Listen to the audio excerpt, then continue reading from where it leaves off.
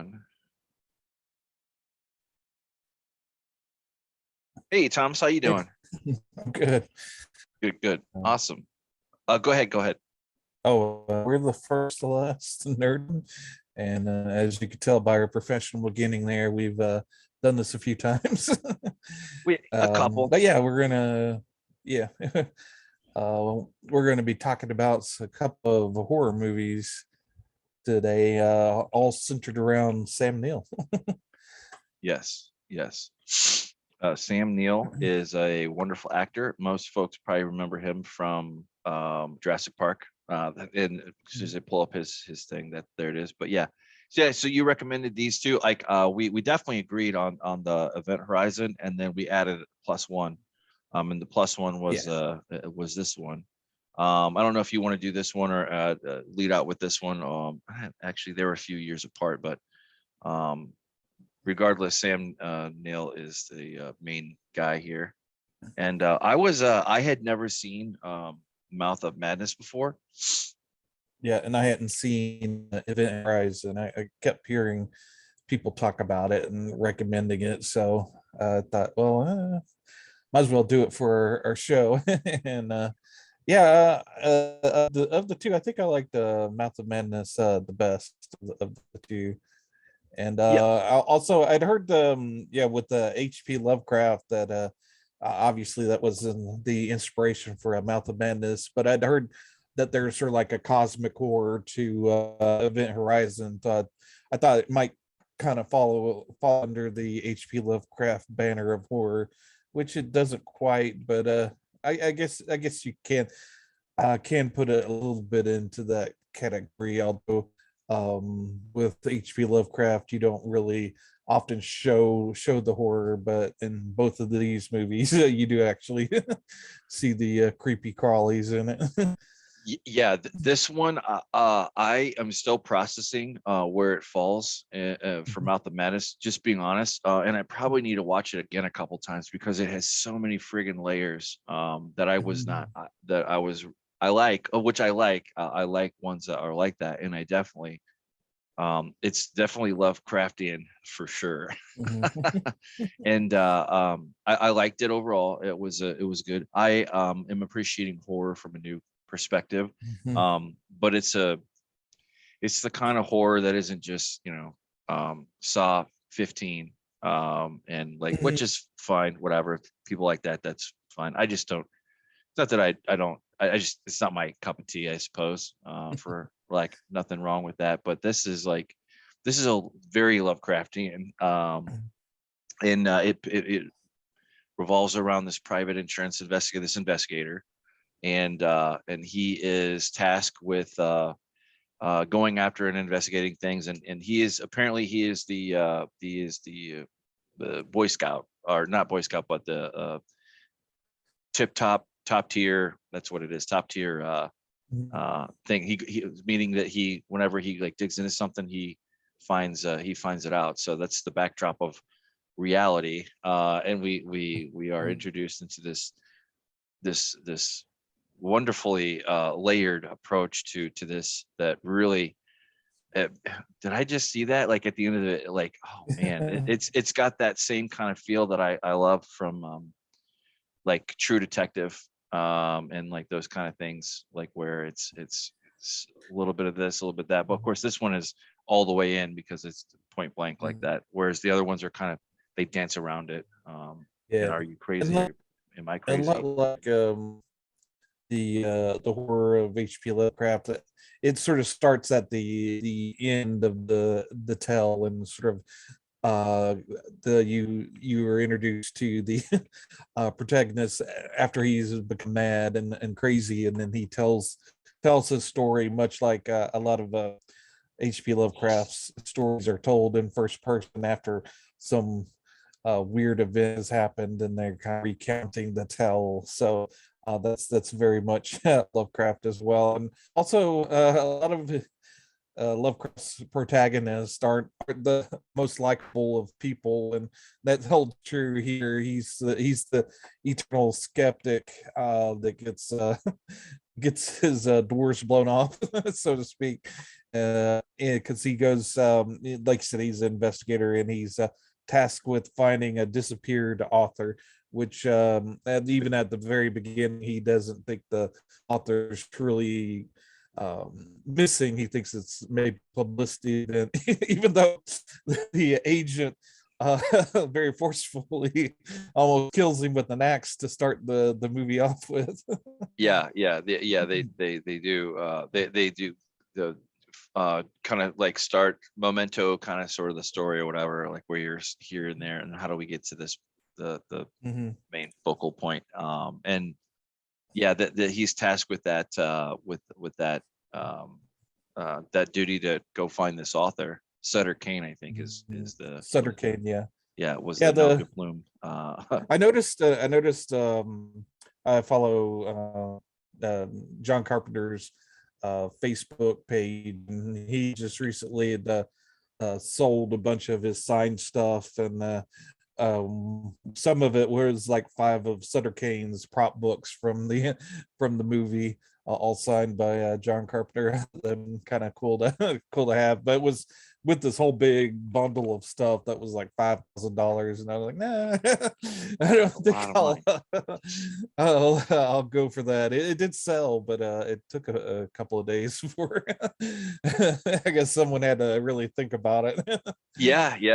I don't know. I'm kind of like I have to really love something to spend a lot of money. Like that's some serious money. That's a labor of love kind of thing. If Yeah. if you're really into it, unless it's just point blank like super famous and awesome. Like you can, I think I can still get first edition. What was the Dune ones where Chilton, where they were automotive guy, and Oh, they printed out, so it's kind of like a thing. I think you can still get those for a reasonable amount of money. If not, okay. but probably after not too much longer, it's probably just going to skyrocket. For anyway, that's neither here nor there. But we're here. We're with H.P. Lovecraft's. This is a more modern take on it, and so you're kind of like dancing around this idea of what reality is, and how we see it. And we, of course, the the viewer, I was going to say reader, the viewer, we see what as the story unfolds. We see him, just whacked out, in a certain kind of state, and then eventually we kind of catch up to this thing. But this guy is Sutter Kane is the author. He's this famous author, yada yada yada. And I was kind of a little bit kind of flighty on the details as far as like the book was published or whatever. But in any case, so like when the story is being told, it's like it's not yet there, and they're going to publish it. I was always confused on that Right. point a Yeah. little bit, to be honest with you. But The completed manuscript hadn't been submitted yet. that's right. They're going to find him so they could actually get the book and get it Right. out. And this There'd is only been like the publisher of yeah, the of his yeah, company, right? yeah, and the 3 chapters had been sent to the editor, and after reading those 3 chapters, the editor went crazy. So yeah, and the movie starts off in the they were wanting to get the song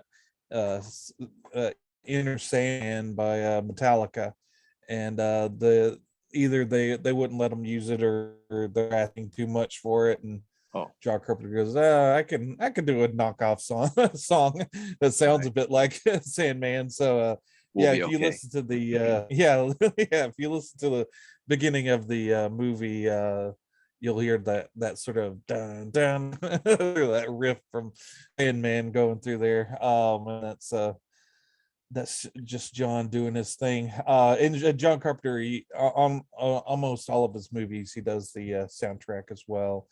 And he's just recently, I don't think he's done a tour since the pandemic, but before that, him and his son were putting out albums of just them doing sort of those type music that he does for his movies.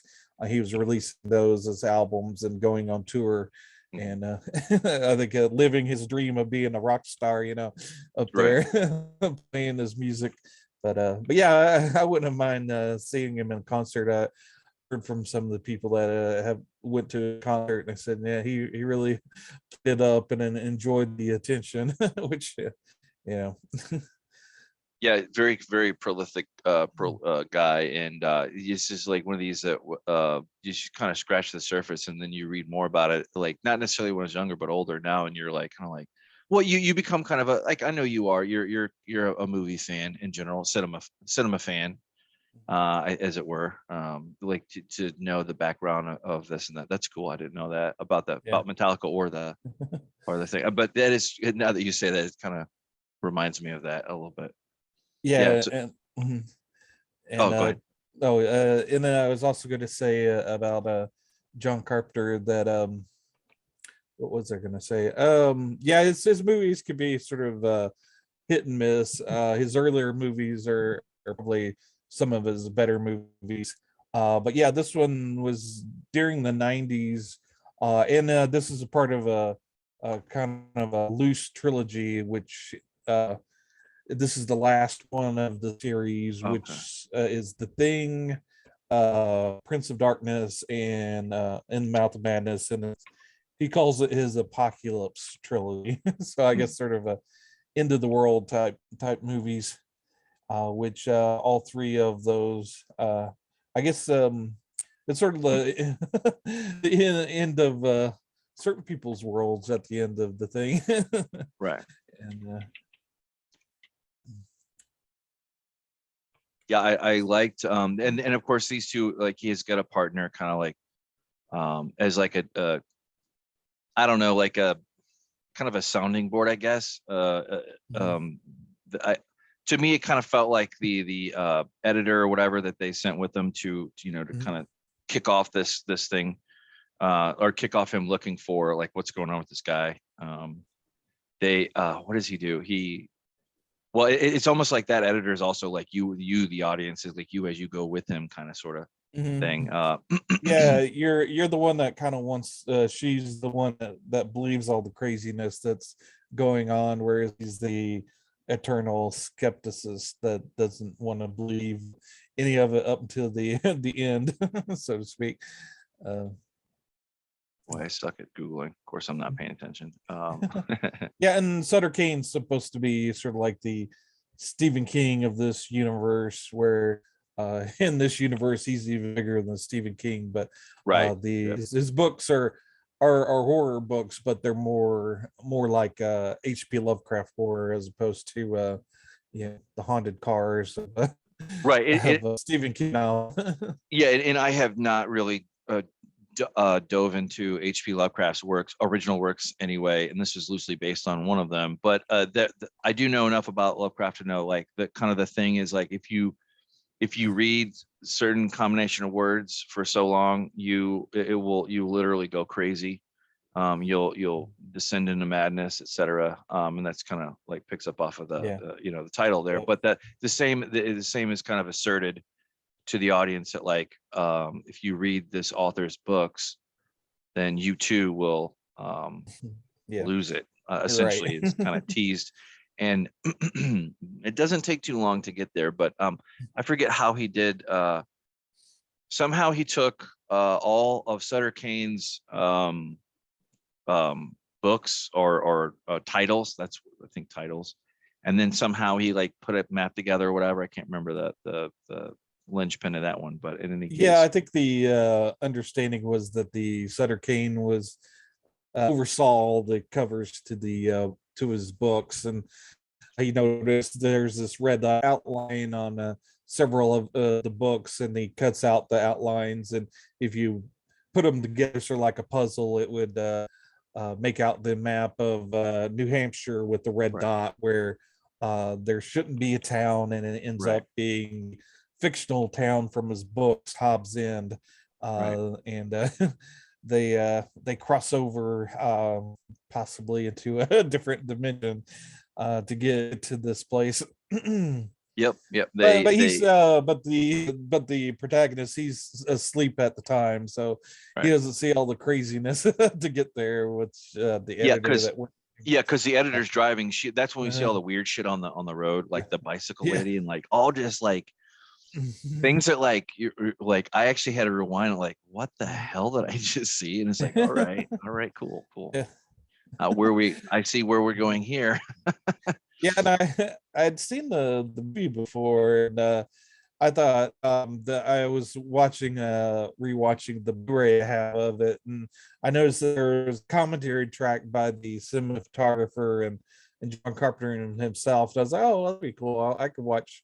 I listened to that while I watched the movie, and I got about 5 minutes into commentary. I said, I need to turn this off because I mean, they were fun to listen to, but John Carpenter, I guess, was trying to get the cinematographer involved, and every few minutes, every change of scene, he goes, "Oh, what kind of lighting did you use here? What kind of bulbs? What?" Oh, was unless that? you're a, yeah, And unless that's on the you're, extras, right? yeah, that's on the commentary track, and I was like, I don't think I could listen to an hour and a half of them talking about bulbs.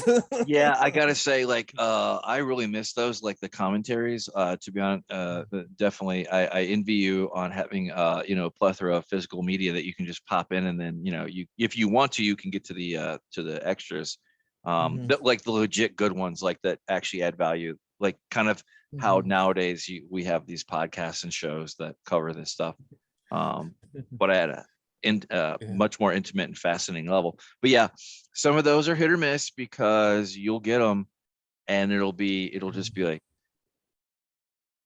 Yeah. time to fall asleep, nap time. Exactly. Yeah. um yeah, or Yeah, if and they it start also talking about depends. you go ahead, sorry. It also depends on your how much you enjoy a certain movie. Like one of my favorites is Fight Club, and on that they have four different commentary tracks, and I've listened to all four of them. So, which other people might be bored to tears on those, but I found those quite fascinating. So Yeah. there's like one with the director and the stars. I think the director's on all four of the commentary tracks. One's with the actors, one's with I guess the creative team, and I think the writers, and then ones with the technical guys. So it was kind of each commentary track kind of tackled things in a different angle, which was pretty enjoyable for me anyway, being that I love that movie. But yeah, it kind of your mileage may vary. If you're like really into cinematography and really are fascinated by what bulbs were used, I'm sure someone would Yeah, find that yeah, and listening I'm not crapping on fascinating. I'm Yeah. not crapping it too hard, like because there are like that's like legit. I'm sure if I was into it like that, yeah, for sure, but like it's more about and some I was gonna say authors, some directors, they do well, they can carry a storyline. I can't think of the last one. I don't know.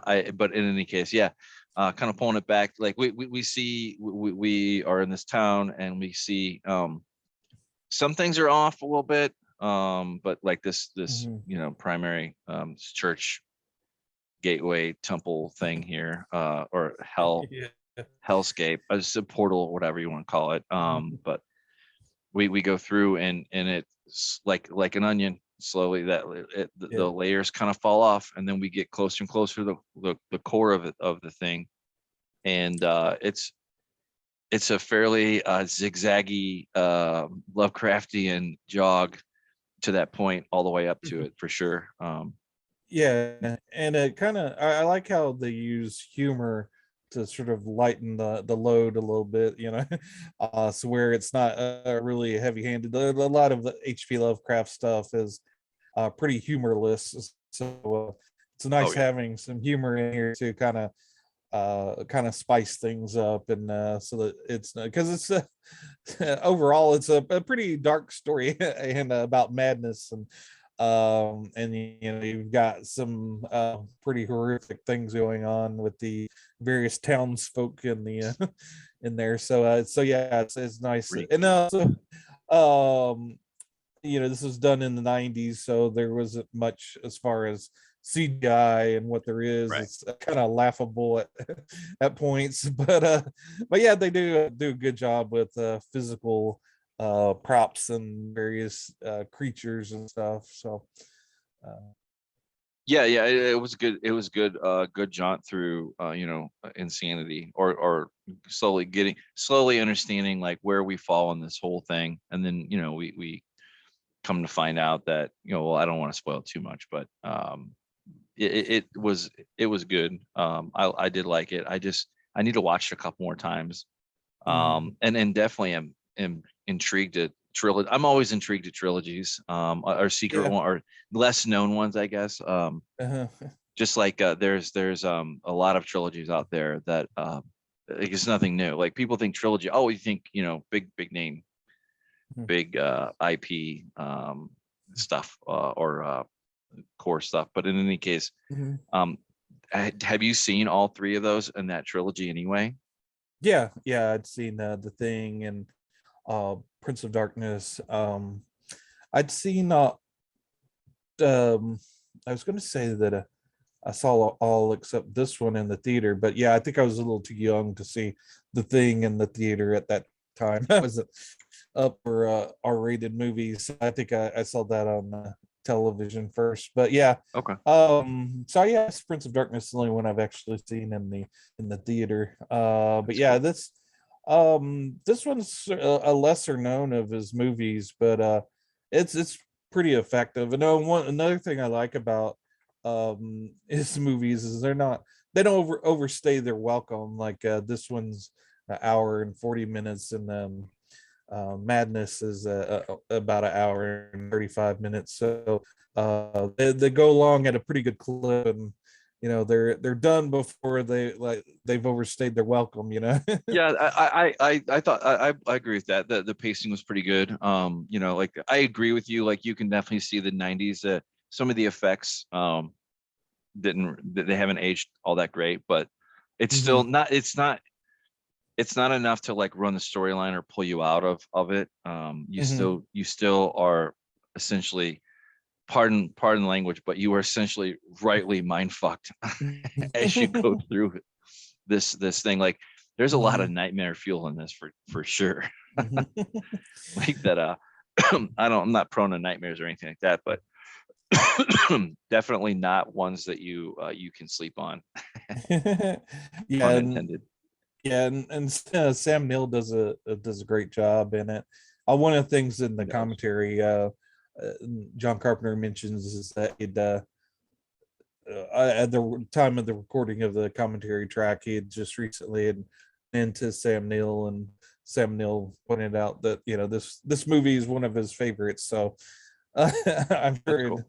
yeah, talking to the director may have influenced it a little bit, but yeah, Sam Neill, he's one of the guys that doesn't immediately come to mind as a great actor, but yeah, everything he's in is pretty solid. Yeah, he's not I wouldn't say a household name by Right. any stretch of the imagination, but he's always like the one that kind of like on the cusp of like, oh, I've seen that guy, or Mhm. I've seen that before, or I know Mhm. what that is, or yeah, he does a great job of Yeah, my getting us. my favorite movie of his is Possession, which I was tempted to throw in there, but I think that one deserves a whole thing in and of itself. What was it? What It's was it again? It broke up there. Possession. Oh, Possession. Possession. Mhm. Yeah, yeah. It's a I think it's 80, but maybe it's 70s. But yeah, it's 81. 81. There you go. Yeah, Yeah. yeah, yeah. Okay, okay, yeah, yeah. it's I've it's heard about this one. very yeah, it's not known very well. It's I think a Polish director. But yeah, it takes place in Berlin while the wall's still up, Yeah. and it's a horror movie. Does actually have a monster in it, but the basic story is the deterioration of a marriage, and Samuel, talk about madness. He goes completely bonkers in this one too, him and his wife, and It's really kind of out there kind of movie. But yeah, Wow. it's one of those movies I absolutely love. And Mm, I'd only seen it came out in 81, but I hadn't really had heard about it until the past couple of years ago. Someone okay. this were a reviewer that I really liked. He gave it high marks as one of his favorite horror movies of all time. So I was like, Mm, well, I need to see this. And after seeing it, I mm, realized why he had it on so high on his list.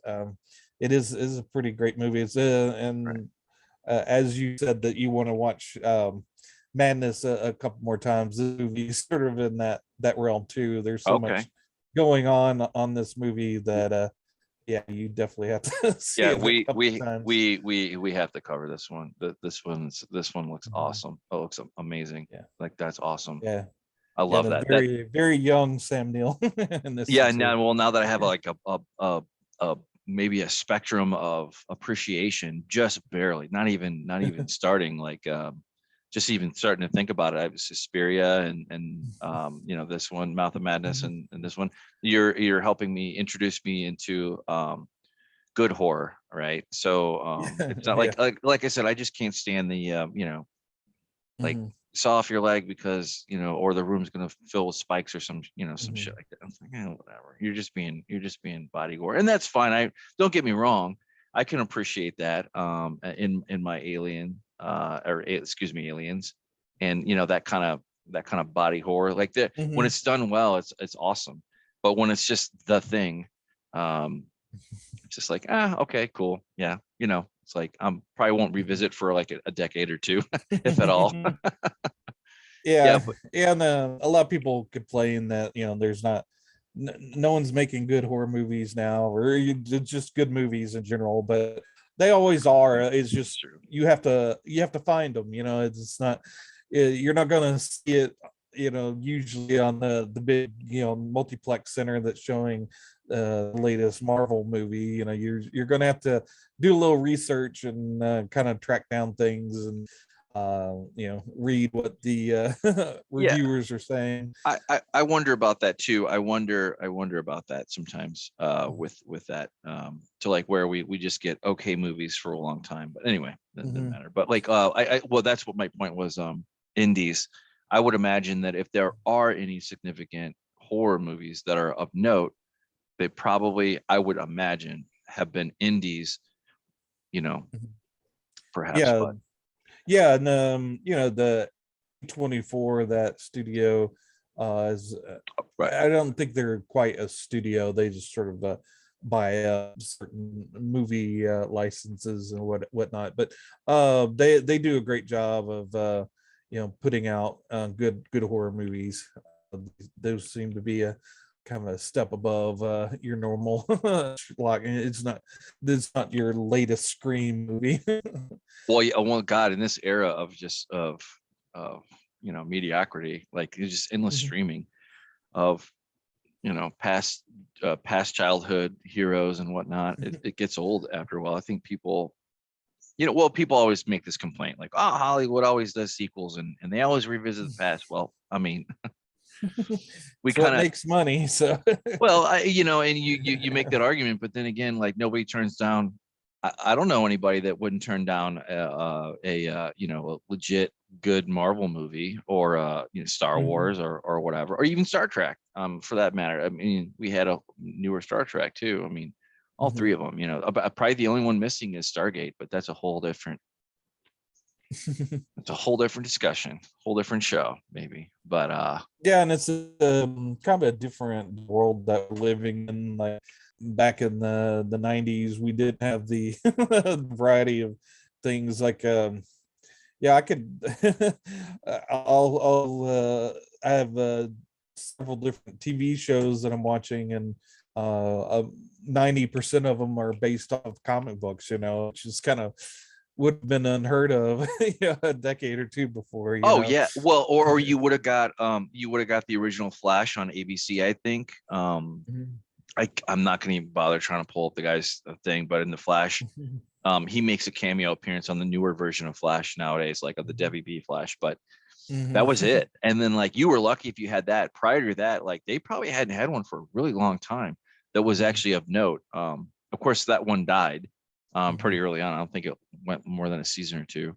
But Mhm. you know, yeah, sure, we had Hulk, you know, the Incredible Hulk, and I didn't grow up with those live on TV, but not too long after that, like in my formative years, I remember watching, you know, catching that stuff on reruns or whatever. Of course, at that point, it was probably like I don't know, barely 10 years old, something like that. It wasn't all that old. Mhm. But that was it. That was it. That was it. So it is kind of nice to have, unless it was animated, and then that was a whole different ball game because you just weren't allowed to watch animated stuff or whatever, or if you even knew about it for that month. And of course that kind of came back down to like that era of nobody knew what the latest movie was like we know now, like it was more like something you heard of from somebody talking at the water cooler or Yeah. chit chatting over coffee or something. You wouldn't have known about it. You had to Mhm. go find it, go get it. And it was Yeah. not as connected as today's world. But anyway, yeah, I do also like to like these. It is fun to like from the standpoint of the movie, regardless of the movie, like if it was made in a different era, it is kind of fun to like go, like watch that and be like, oh yeah, I remember that. Yeah, it Boomer. definitely has a 90s vibe to it. And yeah, the basically I think both of the movies we're talking about today are both cult classics. I don't think either of them made their money when they were theatrically released. And Right. I know Event Horizon became a big thing on um, videotape whenever it came out on DVD. But yeah, I'm not sure about this one, Mouth of Madness, if it's Hmm. got like a huge cult following or not. But I think John Carpenter in and of himself sort of has the cult following at least. Right. Yeah, no, I liked it. It was good. Oh, I thought he was in. I guess not. Oh well.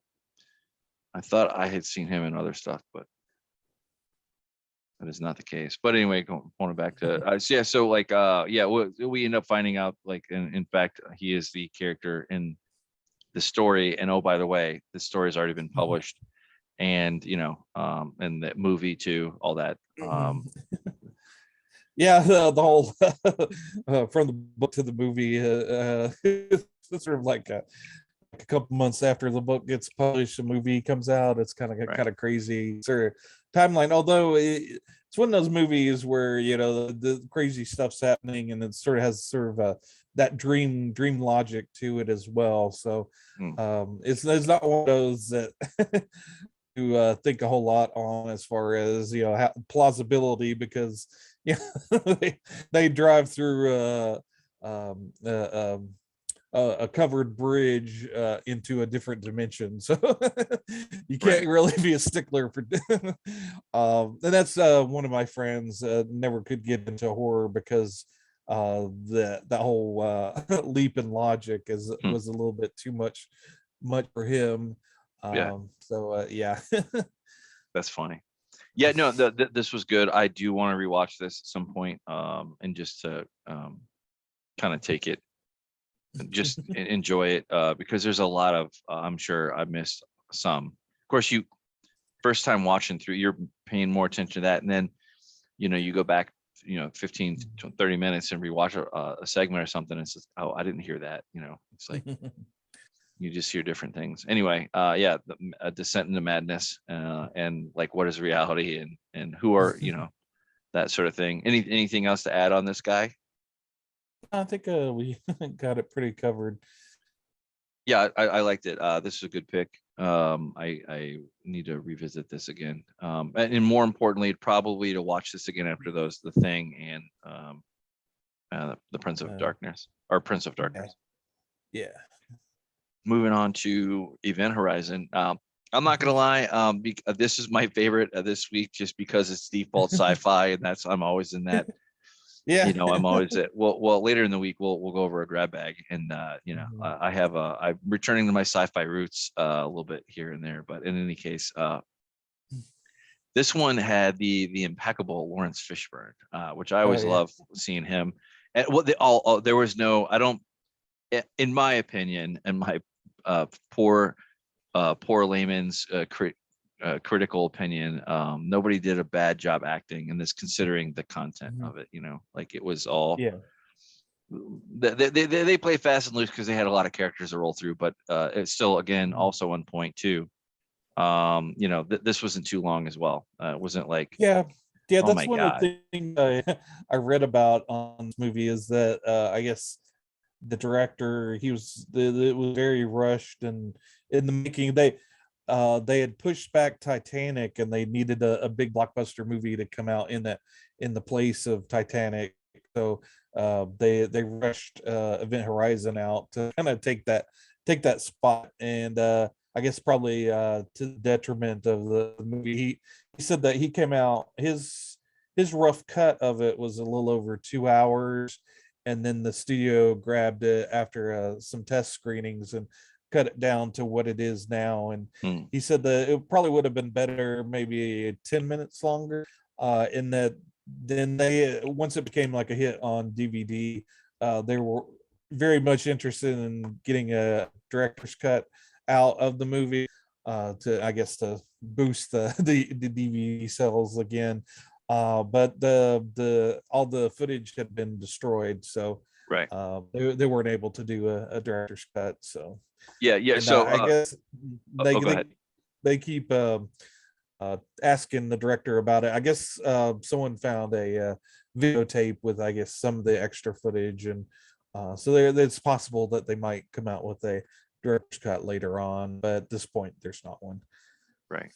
Yeah. Yeah, and it's kind of set up the premise. This is like so this there's this spaceship that was supposed to be the very first one. It could go faster than light, and it Mhm. accomplishes that by having a dimensional shift drive thing, whatever. That Like where it's harnesses the power of a black hole in right. it. Yeah, right. Yeah, and I know why this reminded me a lot of Stargate. That like there is another Dr. Weir that's prominent in that. And then there's also an episode where they have a similar kind of drive, where essentially like shifts there's a clock on it, and then every so often it shifts them into a completely different, like everything's the same as far as like their location, but it's in a completely different universe. And in those Mhm. universes, there are different rules to physics.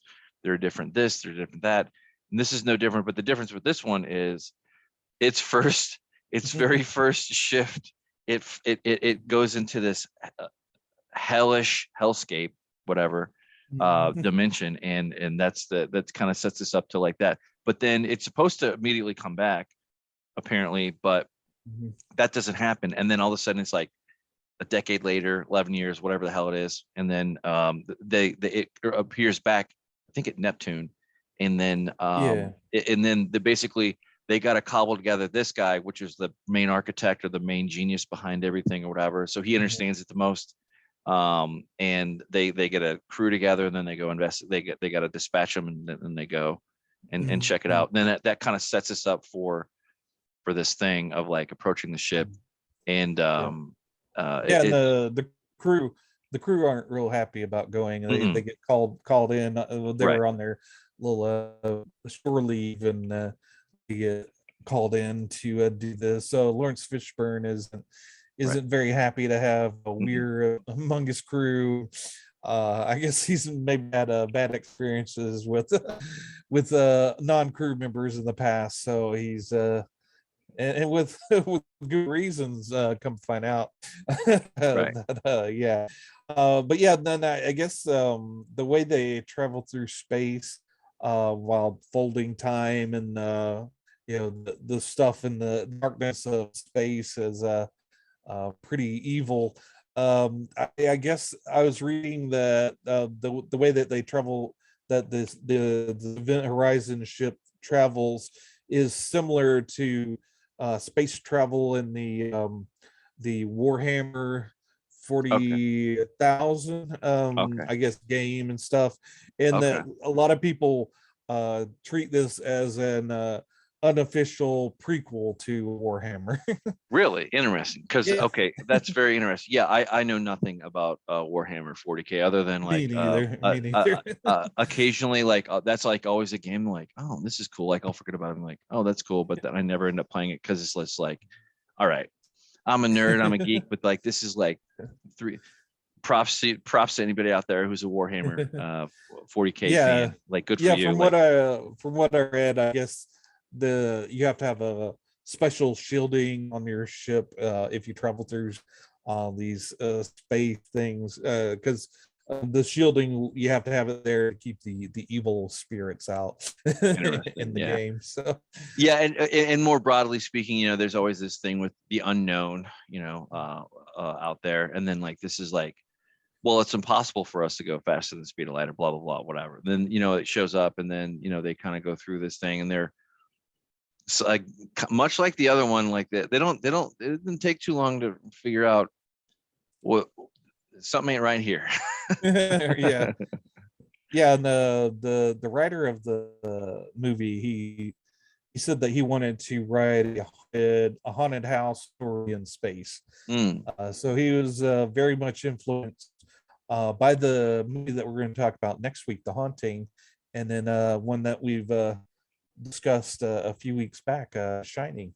So right. yeah, there's some scenes reminiscent in, and I guess in the original, the evil was going to take the form of, I guess, some type of tentacle monster, but Mm, with the director Paul W.S. Anderson, he wanted it more human based, so that's why we get sort of these I guess characters from the individual characters past showing much like Ghost right. to haunt psyche of these people. And it's kind of Right. interesting choice of these two movies because there's a bit of madness going on in this as well.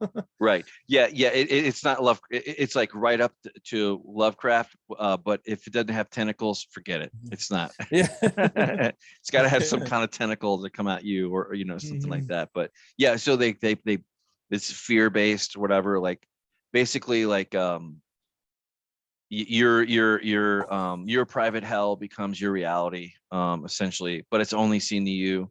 And that's how this kind of those are how the rules work, I guess. If anything, there's always rules to these things, so to speak. It's always kind of fun to figure them out a little bit. Mhm.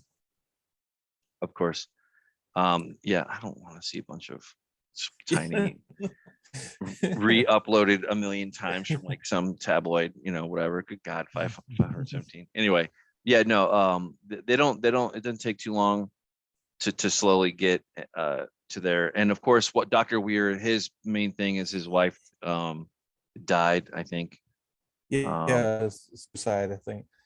yeah, right. Yeah, that's right. That's Yeah. right. Yeah. So she's dead, and she's talking to him.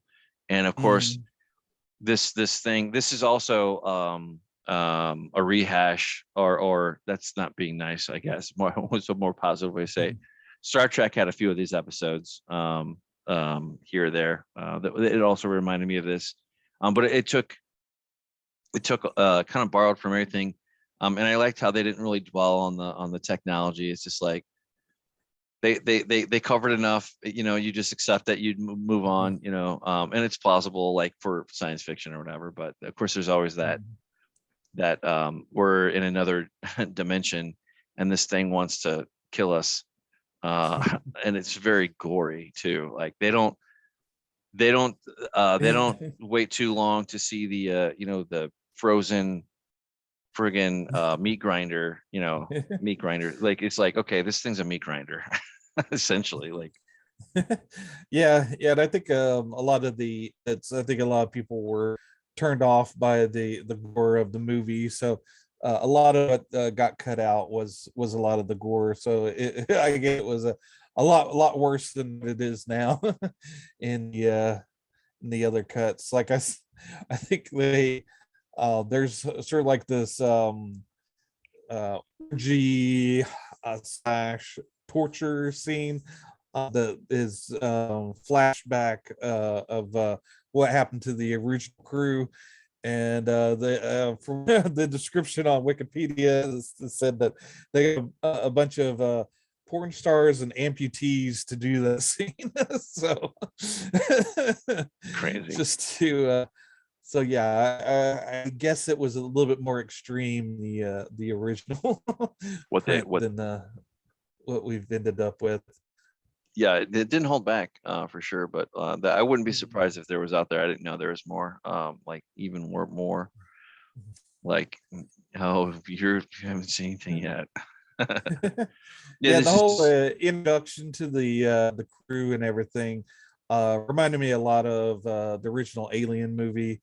mhm, Just the whole crew dynamic on is very much sort of they're just doing a job, and there's sort of like a kind of a slice of life sort of uh scene there where the crew's just doing what they normally do, and before everything goes say tits up, right.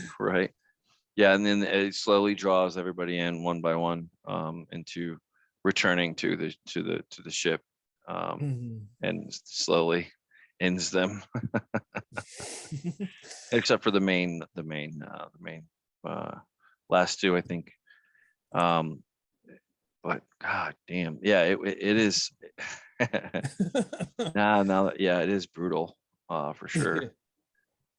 Like it holds nothing. I mean, for what we see anyway, for the 90s anyway, it was probably even a bit much Yeah. back then, for what people use or were used to. But Yeah, I saw a lot of Hellraiser influence in this movie as well.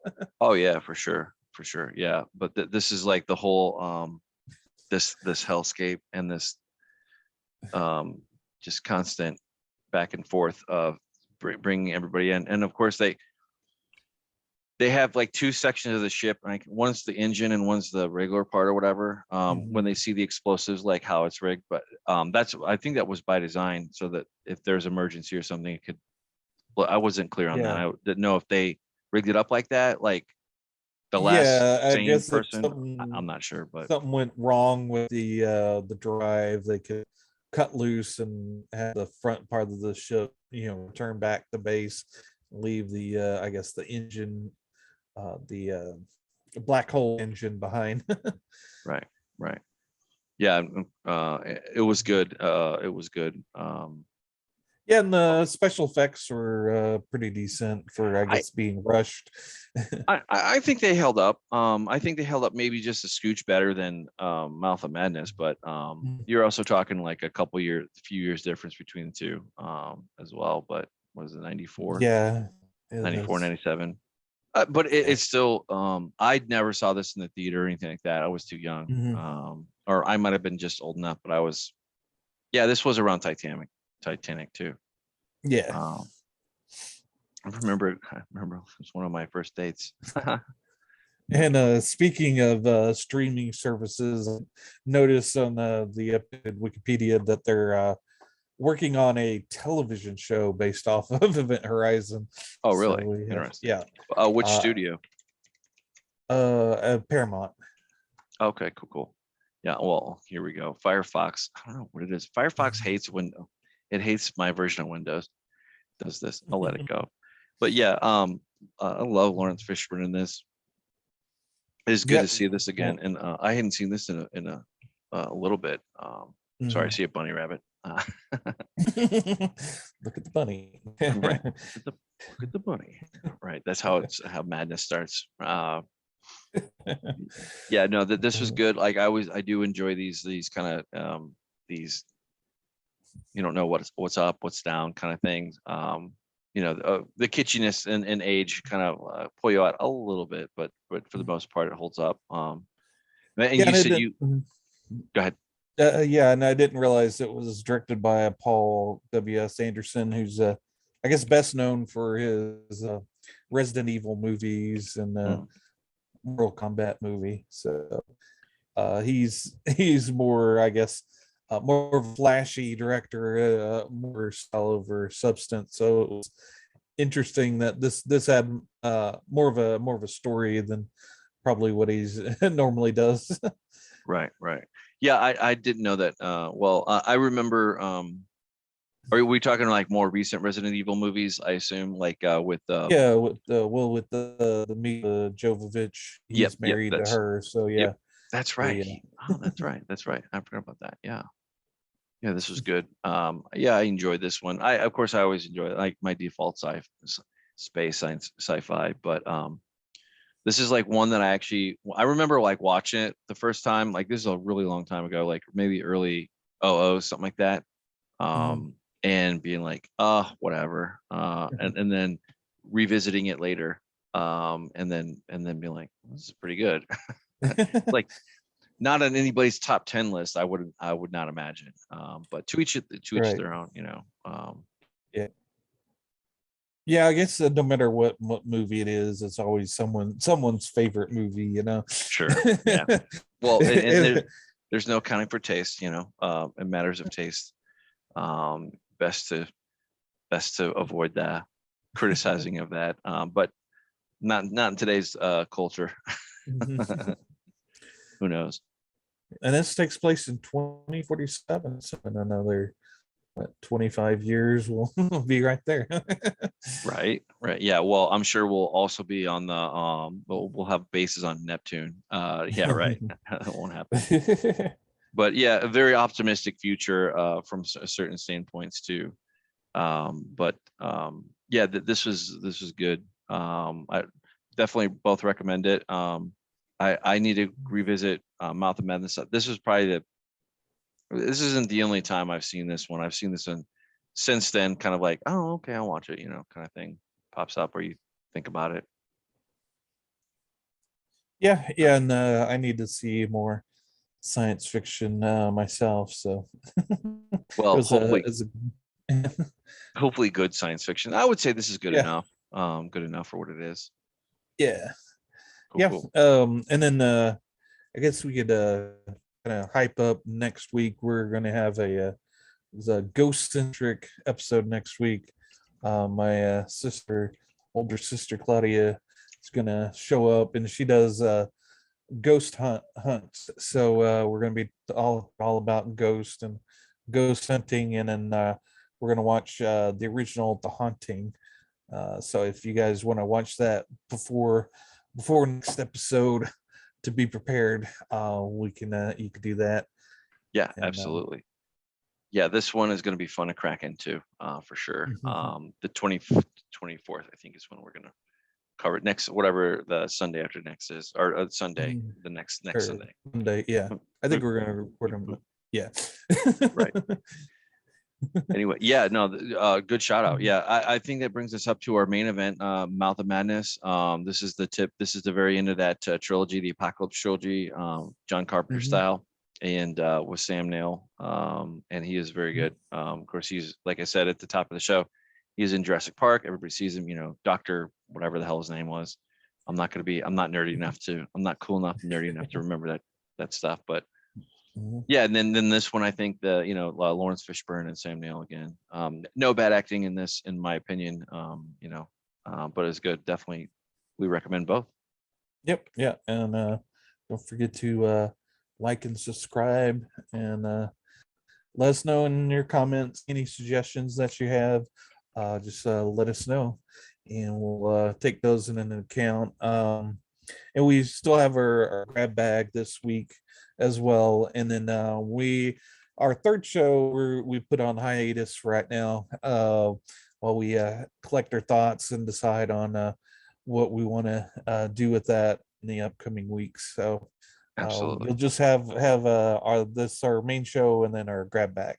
Yeah, absolutely. Yeah, I'm looking forward to our grab bag too. It'll be fun. Well, with that, I've been Mike, And I'm Thomas. and this is the first last of Nerdom. Let's see you. Peace.